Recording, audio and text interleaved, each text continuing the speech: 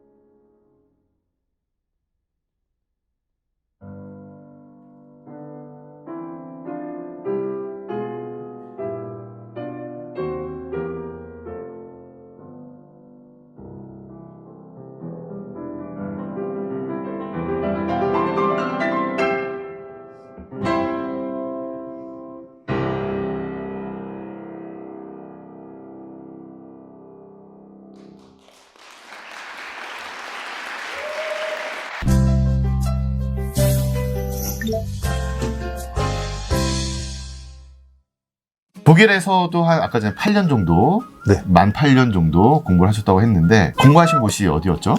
저는 우리가 미네는 우리가 많이 알지만은 그 좀 더 위에 뉘른베르크라는 조그만한 소도시가 있는데, 거기에 있는 무지국실에서 공부를 했습니다. 보통 요즘에 많은 학생들이 가는 곳이 이제 하노버, 네. 그다음에 베를린, 네. 이런 곳으로 많이 가는데, 그렇죠.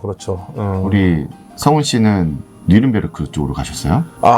이것도 좀 사연이 있는데, 이거는 저도 사실은 하노버를 진학을 하고 싶었죠. 그래서 이제 시험을 받고, 학교 때문에 이제 하노버를 가셨어요? 예, 가서 시험도 좀 자랑 같지만은 150명이 응시해서 2명을 뽑았는데 붙었습니다. 근데 이제 왜냐면은 제가 너무너무 공부하고 싶었던 선생님을 우연치 않게 한국에서 만났었는데, 네. 그분이 하노버 교수로 가시게 될 것 같다고 하셔서 이제 저도 거기 시험을 봤죠. 네. 근데 이분이 시험을 다 봤는데 갑자기 연락이 오셨어요. 근데 내가 하노버는 못 있을 것 같고 뉘른베르크라는 도시로 갑자기 가게 될 것 같다면서, 시험이 다 끝났는데 갑자기 날짜를 만들어 주시더니 이날 와서 오디션을 보라는 거예요. 그래서 그러니까 하노버는 합격이 된 상태인데, 네네네. 뉘른베르크에 다시 시험을 봐라. 네네네. 본인이 이제 뉘른베르크로 갈 것 같으니까. 그래서 뉘른베르크 시험 봐서 붙고, 그분 선생님 성함이 볼프강 만츠 선생님인데, 이분하고 이제 5년을 거기서 공부를 하게 됐죠. 저는 절대로 후회하지 않는 게, 선생님을 따라서 갔기 때문에 제가 더 많은 공부를 할 수 있었고, 그리고 저하고 너무 잘 맞았던 선생님이었기 때문에 제가 큰 도움을 많이 받았던 것 같습니다. 그러면 이제 만츠 선생님과 5년 동안 공부를 하고, 네. 그 다음에 이제 또 옮긴 곳이? 그 다음은 에센에서 공부를 했는데요. 거기서 만나신 선생님도 사실 저에게 큰 영향을 주셨는데, 예를 들어서 제가 지금 브람스 시리즈를 이렇게 준비를 하게 된 것도 그분의 영향이 좀 큽니다. 왜냐면은 아놀프 폰 아르님이라는 선생님이신데, 그분께 이제 공부를 시작했을 때 처음 공부했던 게 브람스 피아노 소나타 3번이었습니다. 이분은 이 곡을 레슨을 안 해주세요. 브람스 소나타 3번 들고 갔는데 레슨을 안 해주세요. 그러더니 갑자기 이상한 악보를 도서관에서 막 들고 막 가져오시더니, 성은 나랑 이거 같이 치자 그러는 거예요. 봤더니 브람스 교향곡 4곡을 피아노 버전으로 그 어레인지 해놓은 거를 갖다가 그걸 갖춰서 놓고서 치재는 거예요. 그래서 선생님하고 매 레슨 시간마다 브람스 교향곡을 치기 시작을 했어요.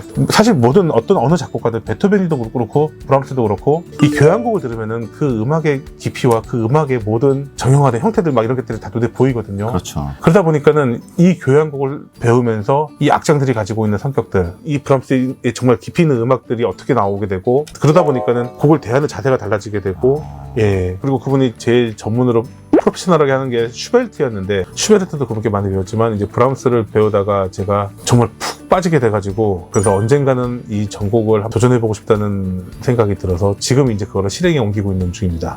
자, 브람스 시리즈를 지금 계속하고 계신데 브람스 시리즈를 하게 된 계기도 마지막에 독일에서 공부하셨던 네, 그 SN에서 계셨던 선생님 덕분인가요? 그분의 영향도 컸고 그분 때문에 제가 이 브람스를 더 깊이 빠지게 된 것 같아요. 그래서 이거를 준비를 하게 됐죠. 성훈 씨가 특별히 네. 좋아하는 브람스의 매력이 있을까요? 일단 음악이 어느 한 곳에도 가벼운 음악이 없잖아요. 그쵸, 너무 깊고 그리고 좀 뭔가 좀 무겁고 그다음에 사람이 되게 그 생각을 항상 깊게 할 수 있게 만들어주고 베토벤을 또 굉장히 좋아하는데 이 브람스는 이 베토벤의 연장선 같은 느낌도 있잖아요. 그렇죠. 워낙에 뭐 교향곡 1번이 나왔을 때도 베토벤 교향곡 10번이 다시 나온 줄 알았다는 뭐 이게 맞아요. 나올 정도로 근데 브람스의 진짜 매력은 굉장히 웅장하고 웅대하지만은 모든 걸 가지고 이뤄낸 사람처럼 그런 승리의 음악은 사실 별로 없거든요. 맞습니다. 약간 제가 좀 좋아하는 게 아닐까 이런 부분들을 제가 그래서 사실 연주를 하려면은 이것보다 더 힘든 음악이 없죠. 정말 복잡하고 외우기도 힘들고 고통이죠, 고통. 거기다가 사실 우리 성훈 씨는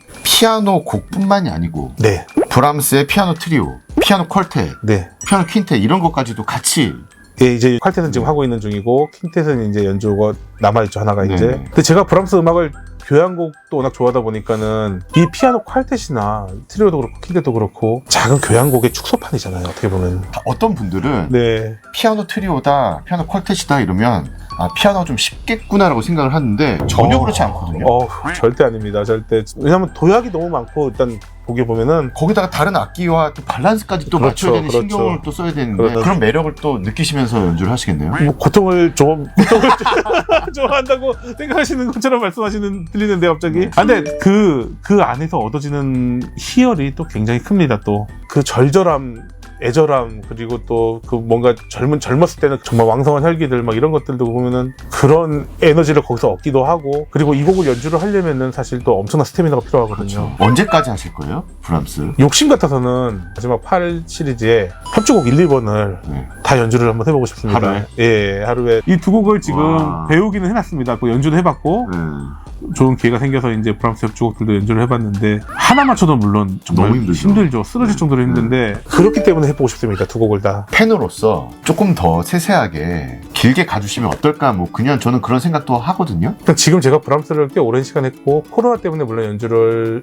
1년을 쉬었고 그래서 중간에 사실 일탈도 한번 했습니다. 다른 프로그램으로 한 두어 번 다른 걸로 했었죠. 근데 제 큰 우려가 뭐냐면은 너무 브람스라는 한 작곡가만 너무 오랜 시간을 하다 보면은 제 모든 음악이 다른 음악의 색깔을 띠지 못하고 이 브람스에 가까이만 갈까봐 그게 좀 걱정이 돼서 사실 뭐 원하면은 뭐 바이올린 소나타부터 해갖고 그렇죠. 첼로 소나타 뭐 다 하고 싶죠 전부 다. 네네. 이제 근데 그렇게까지는 할 수는 없고 지금도 사실 많이 벅차고 힘듭니다. 지금도 왜냐면 브람스 피아노 곡이 저도 이렇게 많은지 몰랐거든요. 문제는 정말 너무 힘든 게 어느 곡도 처음부터 모든 거를 백지에서 시작을 하기 때문에 물론 그 곡을 알아가는 재미와 즐거움도 있지만은 이제 연주가 이제 다가오면은 알다시피 그렇죠.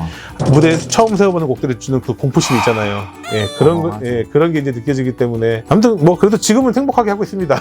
그러면 일단은 또 8까지 하고 이 8이 끝이 아니라는 거죠. 그렇죠. 브람스는 나중에 또 할 수 있죠. 그렇죠. 계속. 예. 일단은 우리 성훈 씨의 브람스 시리즈 일부라고 생각하면 되겠네요. 네네네. 그다음에 잠깐 또 쉬었다가 또 시즌 2가 또 시작될 수도 있는 거고. 그렇게 갈 수 있으면 제일 좋을 것 같습니다. 네. 자, 그러면 마지막 우리 피아노를 치는 전공자들이나 학생들, 그다음에 네. 축의 학생들에게 한마디 해주시고 마무리 해주시죠. 사실 그런 질문을 한번 제가 한 적 학생한테 한 적이 있었어요. 너는 피아노를 왜 치니? 했더니 아무 생각 없이 자기도 좋은 대학 가려고요 하는 말을 하는 걸 듣고서 약간 좀 충격을 받았습니다. 근데 물론 좋은 대학 가는 거 굉장히 인생에서 중요하죠. 그렇지만 음악을 하는 주 목적이 절대로 대학이 돼서는 안 됩니다. 그리고 음악을 하는 정말 가장 큰 목적은 사람들에게 이 음악을 더 친숙하게 소통할 수 있고 사람들에게 기쁨을 주고 위로를 해주고 슬픔을 같이 나눠주고 이런 게 목적이 돼서 결국 음악회장에 오는 사람들도 이 사람의 음악을 들으러 오지만은 마음 한켠에서 위로받는 게 있을 거고 기쁨을 나누는 것도 있을 거고 그런 게